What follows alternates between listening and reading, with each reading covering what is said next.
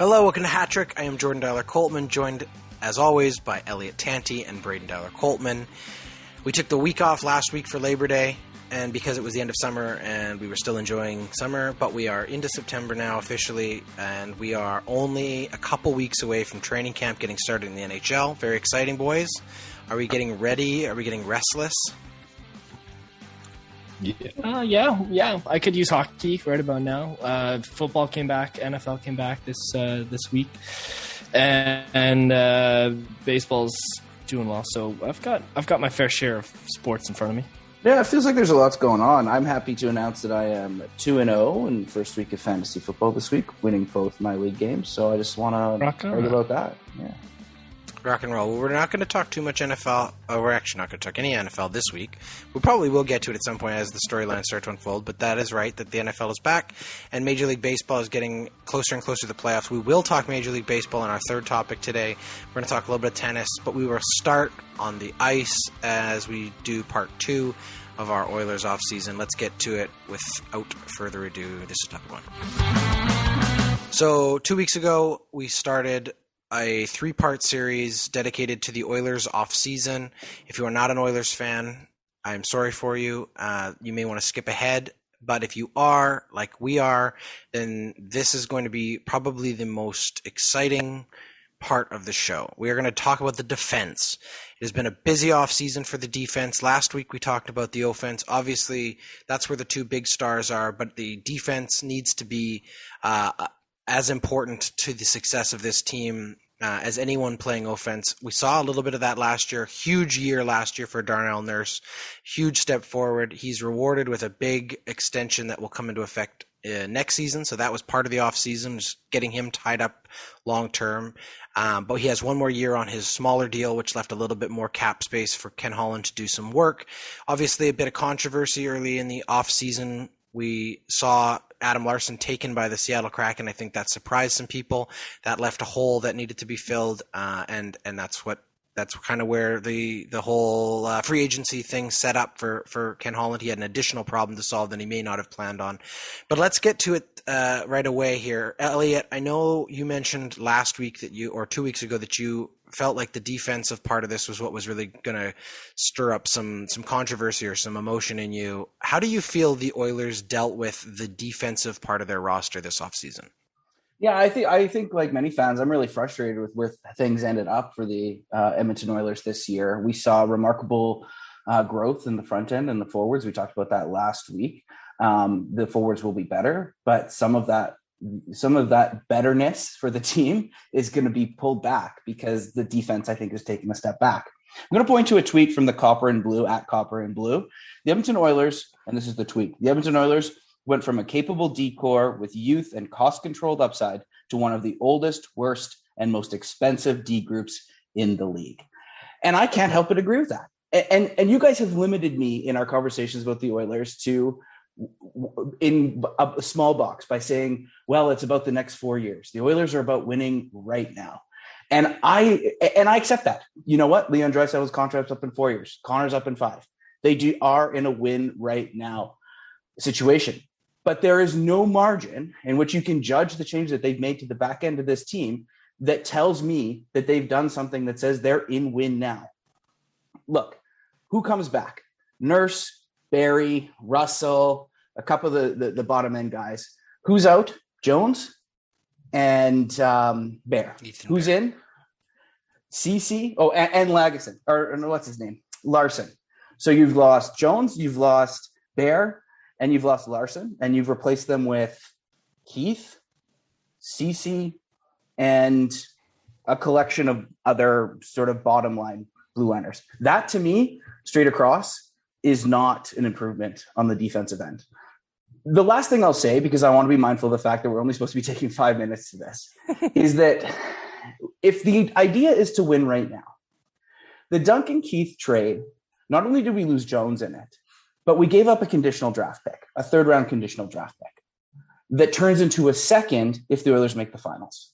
Well, that significantly hampers the Oilers next year when they come to the trade deadline, because neither of those picks they are able to trade. They have to keep the second because it's conditionally offered, And the third has already been given up technically too. So if the idea is that we're winning right now, how can we justify what's been done when we've limited our ability to make moves at the deadline, in addition to making our defense worse?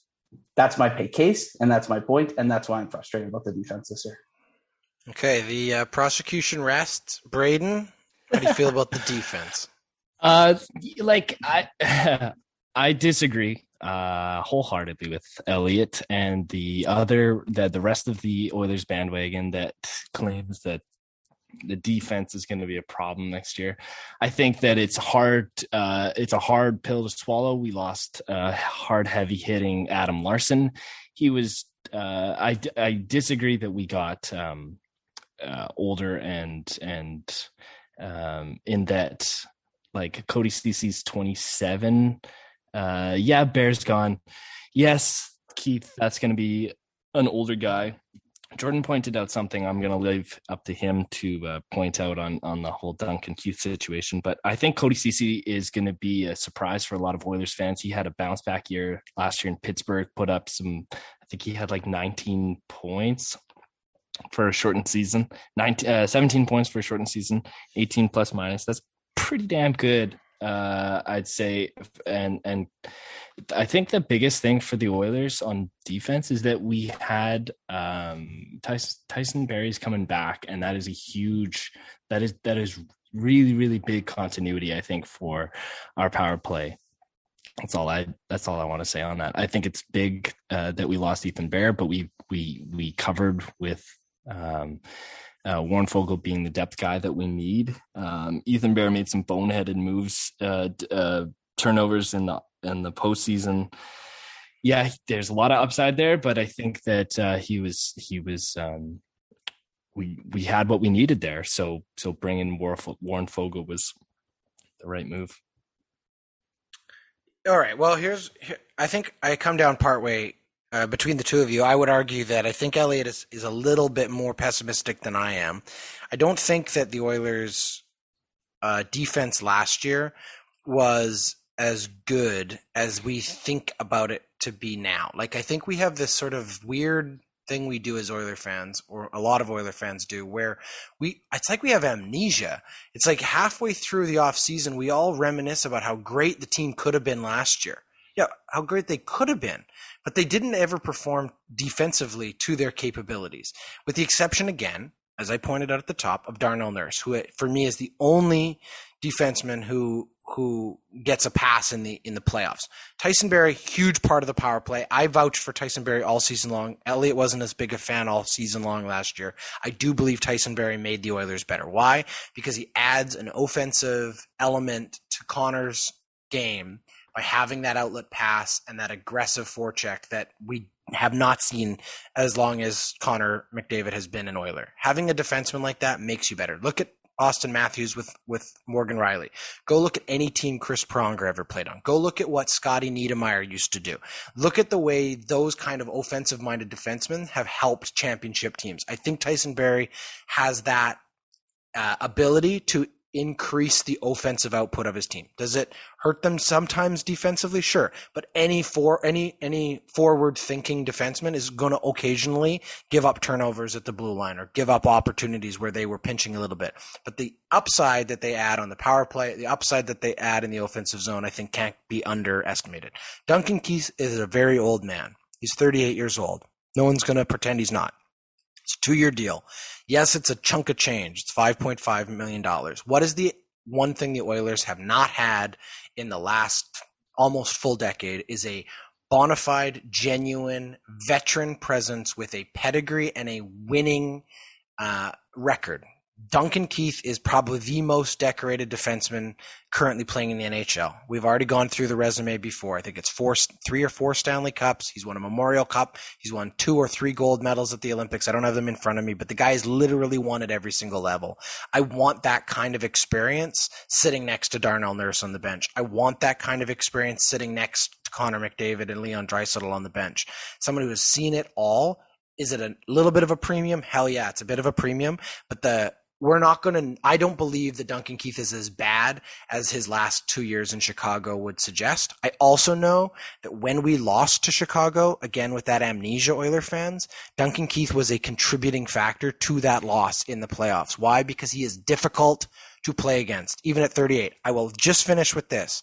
If we're going to be ageist as Oiler fans, let us not forget who helped drag us into the playoffs. His name was Mike Smith, and he happened to be 38 years old. Age in the modern NHL does not make me as fearful as it once did. These guys are in incredible shape. They're taking really good care of their bodies, and I think Duncan Keith has something to prove, and I will never bet against a guy who has something to prove. That's where I come down on it. Elliot, any final thoughts? Well, this that you tried to compare a plethora of amazing defensemen, a la Chris Pronger to Tyson Berry, which I just don't accept as a comparison at all. And two, I guess we'll see. Elliot, do you think that Tyson Berry shouldn't have received any votes for the Norris last year? No, I think he was the leading scorer defenseman. I actually don't mind Tyson Berry coming back. The problem I have is not Darnell Nurse, it's not Tyson Berry, it's not the people that are coming back. It's the people that aren't coming back and where the replacements are. And I think Caleb Jones was a borderline 3-4. I think Ethan Bear came off a really bad sophomore year, but has a really strong future. And I think that if you're talking about winning in the next 3 or 4 years, I'd much rather have Ethan Bear go through year 3, 4, 5 than you'd have a Duncan Keith going through 1 year that I think could be good and a second year, last year, retirement year that I don't think is going to be as strong. If he even makes it through the final year. Yeah, and let me just add one more thing. So let's talk about the bottom of the lineup like Elliot did there for a second. So that's where, Ethan Bear, I think, overachieved the year before. Takes nothing away from a great season he had. But I think we saw a little bit more of the reality of where he is developmentally last year. There were a lot more holes in his game last year that were exposed because he was put in some maybe better or bigger and more important situations based on how well he played the year before. And he struggled a little bit. Now, we've seen that a lot with players developing. Sometimes they have a sort of a breakout year and then they regress a little bit because the league has sort of figured out, oh shit, this guy's actually, a genuine threat to us, and they put some different players up against them. I think it is a loss. I'm not going to lie that losing Ethan Bear stings a little bit. But the truth is, You have to move bodies to bring in bodies, and you have to sometimes sacrifice, like we said, a little bit of the future for the now. I think Cody Ceci is a bit of a project, but I do think that Cody Ceci adds something that we haven't had on our defense in a little while, and that's a defense first mentality in a younger guy, right? We have a Chris Russell. Adam Larson was the same thing. That was Adam Larson. And so you needed to fill that whole version. That's right. And it's hard to find another guy like that. That's the truth. So you have to find something or a couple guys that can do that.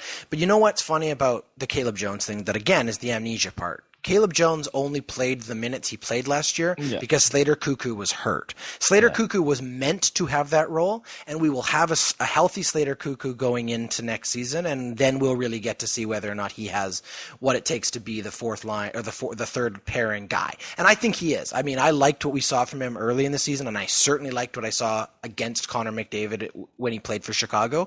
He was hard to play against, and I'm going to take the word of a guy like Connor McDavid over any pundit or opinion as to who's difficult to play against. And when he says Duncan Keith and Slater Koch are hard to play against, I'm going to take that and see what happens. Yeah. Obviously, Evan Bouchard is going to be the wild card here. I think everyone expects him to try to be in a position to make the team. Is that the right move or not? I don't know. We've been burned before by overdeveloping young players, but he has, again, if he can show what he has there. I think this defense is better than they appear on paper, and that's I would bet on that part of it, and that's what I guess we'll see soon. I think just on the final note there, the biggest loss in this core is what we didn't even get to experience last year in Oscar Klefbom. The fact that this guy's not going to be coming back. He probably will never again. Which is sad. That's for still sure. a huge loss for this team. That he was a really highly touted prospect. He started to fill in. He started to actually be that number one guy, and then and poses a tricky numbers game, which is part of why Holland found himself a little bit hogtied after the Larson part of it, right? Because you still have to account for where his money goes, even on LTR, and that's it makes it a little bit trickier. The other thing, Elliot, I agree. Sorry, I agree on that. I know. I agree with that. I mean, I think that a lot of this mess is because of the unfortunate circumstances with Clefbaum. I just worry. Last year, Larson and either Jones or Bear were a formidable 3-4 pairing throughout the year. And I see a significant drop off once you put Berry and Nurse in that first pairing, which I'm not even sure Berry should be in that. Yeah, I think Larson was a formidable second, and CC's a worse defender, and who did well last year, Braden, but played third pairing minutes where he was. I really worry about who comes over the boards so after it's when interesting. Darnell Nurse is not there, right? Yeah, well, Duncan Keith, who was playing top line minutes on a bad Chicago team, mind you, but still at 38, putting up like 23 to 25 minutes a game. And then to drop off and play second line minutes, I think that there's something there that could work in his favor. That's the gamble, right? But right now I'm skeptical.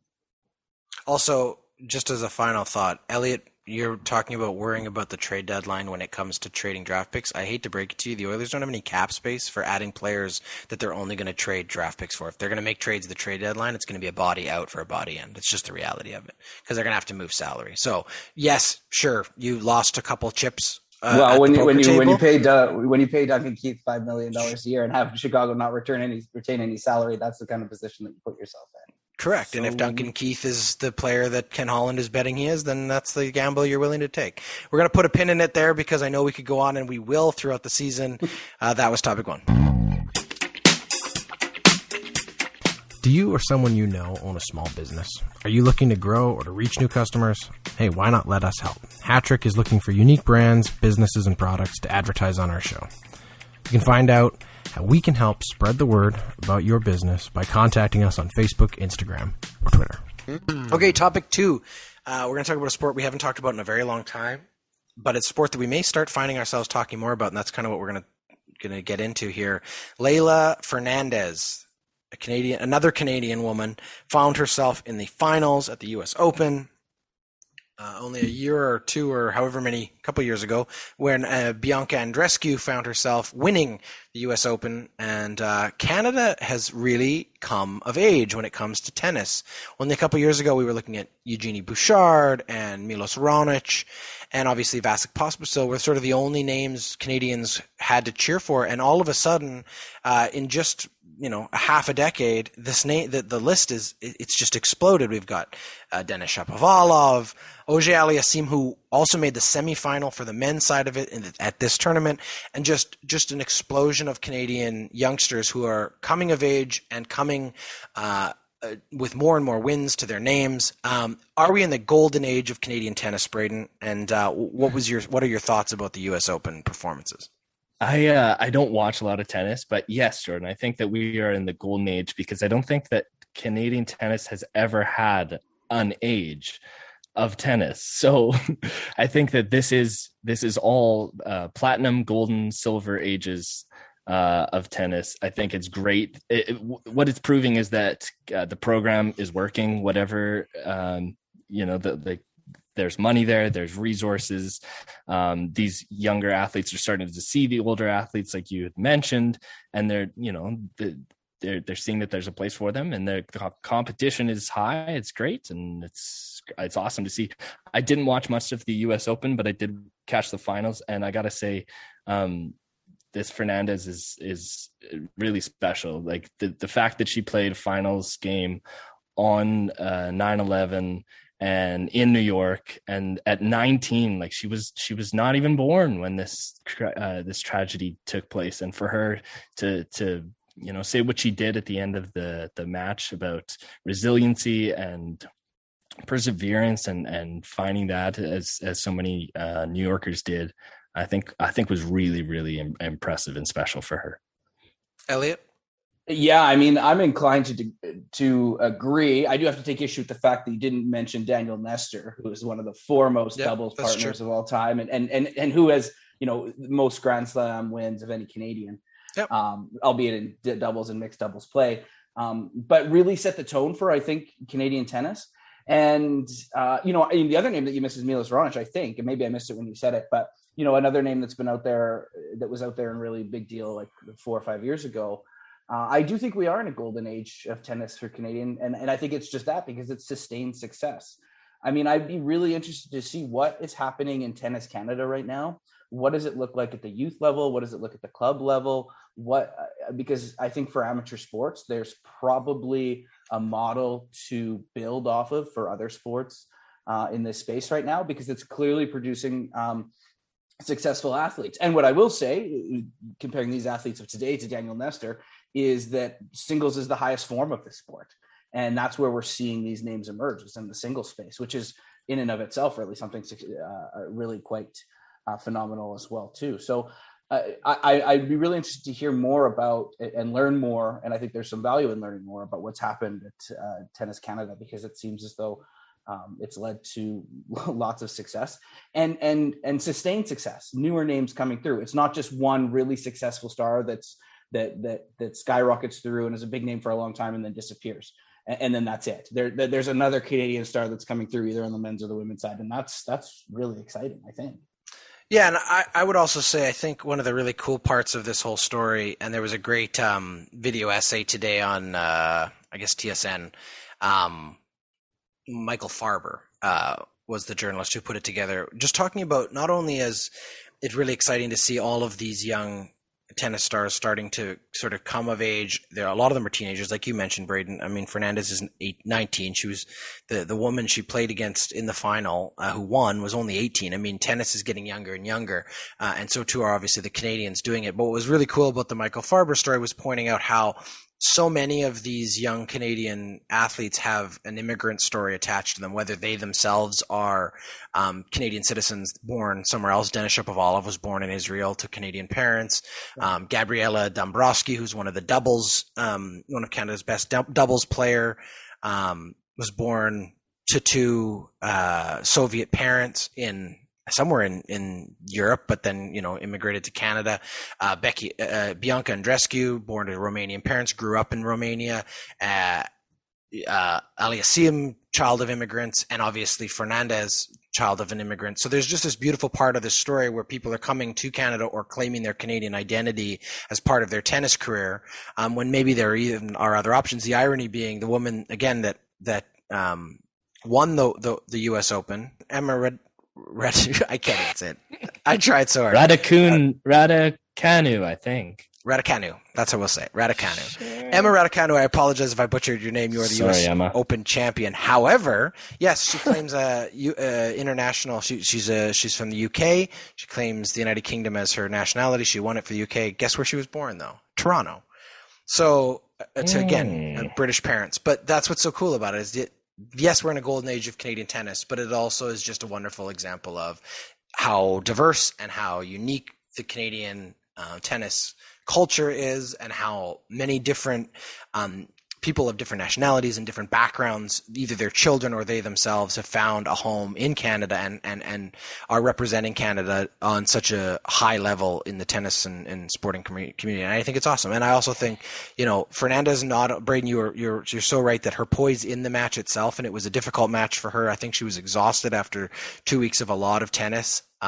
She came up against Emma Raducanu, who had not dropped a set the entire tournament, which is insane.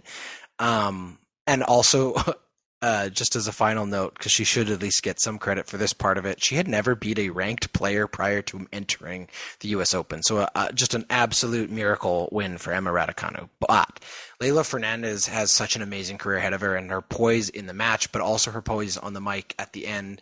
She held her head high. She paid tribute to 9/11 victims and to the city of New York and thanked them for their support. And I just think that she represents this country so well, and I was so proud to be Canadian watching her compete. That's what I have. Tennis is such a weird way of spitting people out, though, that you say, when you said has a long promising career ahead of herself, yeah, you gotta hope so. I don't want to say this on the show, but I'm I don't know, I hope so. Because it's a pretty, it seems like it's a grueling sport. I think so rare. It's tough to stick it out. I don't know. It's you hope so, but it's whereas you see Djokovic and he's in the finals again and he loses and you're he's nah, I'll see you next year. Yeah, exactly. All right, we'll leave it there. Hey, guess what? The Ordinary Podcasting Network has a brand new show. If you're a fan of Hat Trick Sports, then I promise you are going to enjoy the Backyard Basketball Podcast. Braden Delacoldman, who is one of the hosts of this show here, Hat Trick, hosts an amazing basketball show with one of his best friends, Christian Steck. Together, the two of them will break down the NBA, news from around the basketball world, and get you caught up on everything you need to know. It's fun, it's fast, they have great conversation and banter, they love basketball, and you will love the Backyard Basketball Podcast. Subscribe anywhere you get your podcasts, and you can also follow them on Instagram at backyardbasketball_podcast. Okay, topic 3, our last topic for this week.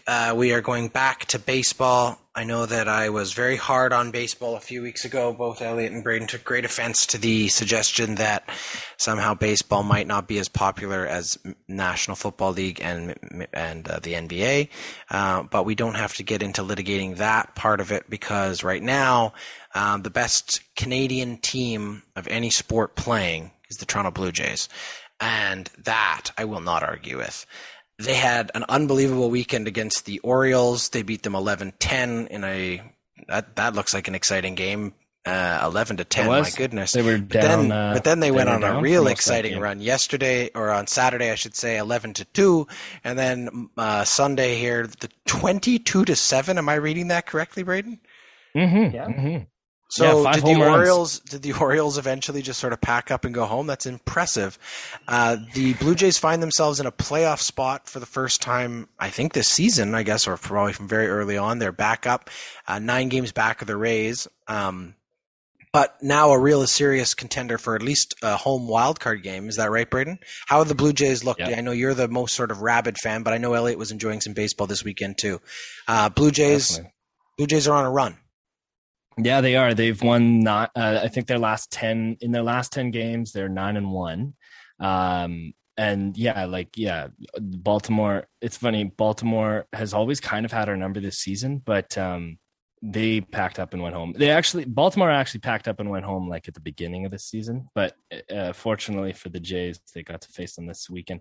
They put up, over this one series, they put up 44 runs. This is unheard of. This offense is hot, like white hot, and they got everything that they paid for in George Springer, even though he's DHing right now because he's still got a minor injury. He's pulling all the stops. They're getting the offense that they're looking for. Pitching is still kind of a little weak. That's something that the Jays have always suffered, even at the deadline. The moves that they made to acquire the pieces they needed. They already released Brad Hand, who was one of their prize deals at the deadline, and he's off on another team now. So if the pitching can come through, this team is going to be poised to be doing something really, really special in October, I think. Elliot, you watched some games? Yeah, I had a great time watching the Jays this weekend. Interesting story when you brushed over the scores. The 11-10 game, they were down by 5 runs, I think, at one point in that game. And that's right. They scored 11 runs in 1 inning. I know, and then the next game, they were down 1-0 going into the final inning. That's right. Doubleheader, and they only play 7 innings. Yeah. They were down 1-0, so I turned it on to watch it, and they exploded for 11 runs. Craziness. So that 11-2 game was 1-0 going into the last inning, Jordan. That was only a 7-inning game? That was only a 7-inning 11-1? Both of them were. They only needed 1 inning. They scored 11. Oh yeah, it was at 7 innings of both. Okay, yeah. So there's a new MLB rule this year that's like if any doubleheaders are 7 innings, just to keep it fast, keep it moving. That's what because they're worried about losing out to the NBA and NFL when it comes to TV ratings. Got it. Okay, good. Keep moving. Likely. So or engagement. Anyway, they scored 11 runs in that last inning. I see they put up a 10 spot tonight in that 22. So yeah, this is a team that when it gets hot, it gets going and it gets crazy. And that's awesome. I think they're hitting on all cylinders right now. I think they're playing better than they probably the sum of their parts or that you'd expect out of the Jays. I have a little bit more confidence in the pitching than Braden has, but a little bit less confidence in the team overall than Braden does. I'm not sure that it's a foregone conclusion that they make the playoffs this year. I still think the Yankees are still the Yankees. The Red Sox are still the Red Sox. They're still in tough to make a play to win here. Although they're 1 game up on the Yankees right now. They're also riddled with COVID. We know how that affects the team. Not to say, hope all those players are well and get well, but it definitely impacts the team in terms of their physical. Totally. And I guess my point is just to say, all I really care about is it's meaningful baseball in September, and it's really exciting, and it's giving me a reason to show up at a 1-0 game on a Saturday afternoon when that's not traditionally something I would do I'll be honest with you. And so that's great. That's great for the Blue Jays. That's great for baseball in Canada. And frankly, that's great for me too. So can't complain. So I'm just looking here. Vladimir Guerrero Jr. is also now currently tied with Shohei Ohtani. That's right. I know the Ohtani part. He's the pitcher hitter for the Angels, isn't he too? That's right. Wow. But he's got 44 home runs on the year for Vladimir Guerrero Jr. Does he win the slugging title by the end of the year, do you think, Braden? Triple Crown? I think he does. He was down maybe 4 of those home runs 2 days ago, and he's now tied. He's leading in hits, leading in runs. I think he's pushing. He's kind of clawing his way into that MVP title right now, at least AL. Ohtani's had a great year, but LA, the Angels are not doing anything regarding the playoffs and meaningful baseball right now. So they're kind of being forgot about. And I think everything that the Jays are doing with Guerrero it's exciting. And people who haven't watched the Jays or don't see the Jays, get on board, because this Guerrero kid is going to be the future. And I mean, he's going to win this Triple Crown. I think this year. He's only 22 years old. It's unreal. Yeah. But hell of a pedigree, right? He's very special. Yeah. And his dad was very good too. So we're looking at them now going into a series with Tampa Bay, 3 games against Tampa Bay, who they are chasing, and then they play them again 3 times next week. Could we be looking at them getting into a proper playoff spot here, or is the wild card really the best chance they have? No, I don't think so. I think the wild card's the best chance they have. I mean, the thing that they have going for this, so the 2 series against the Tampa are the tough ones. That's the hardest part of the schedule. But what the Jays have going for them is they still have another series against the Orioles and a couple against the Twins as well too. Two against the Twins, yeah, and 2 against the Twins that haven't been great this year either. But my money is we figure out what happens in the second last series of the season, because that's against the Yankees, and that's probably who they're going to be battling for the final wild card spot. But Braden, you can tell me if I'm wrong. I'm with you, Elliot. I think that it's going to come down. I think the Jays might have a little bit of a lapse here against the Rays. They're going to see how good that team actually is. But they'll make it. They'll make a dent, I think, in the Rays' final standings for sure. But yeah, no, I think it's going to come down to that last Yankees series. Is going to be a really pivotal one, especially for the Yankees trying to get in. Fortunately, Seattle and Oakland are kind of falling off, so hopefully that can continue. But it's going to be close. It's going to be really fun baseball to watch. And even if they don't get into the season or into the postseason, like this part of the season, it becomes the next jumping off point. And this is really, really great momentum. Yes, moving into the playoffs, but if they don't make it, it's something really, really great to look forward to for next year. If they can sign Simeon and Ray, man, those 2 guys are going to be a very heavy price tag in the offseason. Okay, well, in a couple of weeks, I guess we will know, and if we have an exciting wild card. The wild card game's a one-off, isn't it? Yeah. So this could be very exciting. We have some meaningful baseball here to be played in the next couple of weeks. So if you're not watching the Blue Jays, get to it. And that was our show for this week. Good work, boys. Next week we will get into the goaltending for the Edmonton Oilers. Only 3 people really to dig into and talk about there, but maybe we'll also be able to spend a little bit more time talking about some of the what ifs and the strategy and some of the maybe missed opportunities in the postseason as well, as we get closer and closer to puck drop. And then hopefully coming up in a couple of weeks, we'll also dig into a little bit of fantasy. We've got some fun stuff planned as we head into the fall, and then into obviously baseball playoffs, basketball, and the NHL coming back, and lots more NFL. So thank you everybody for listening. Thank you to Braden and Elliot for joining me. That was Hat-Trick.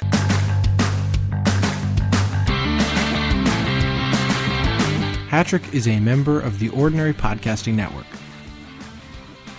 It's produced every week by Jordan Dyler-Coltman and Braden Dyler-Coltman. You can follow us on Instagram, Twitter, and Facebook. Thanks for listening.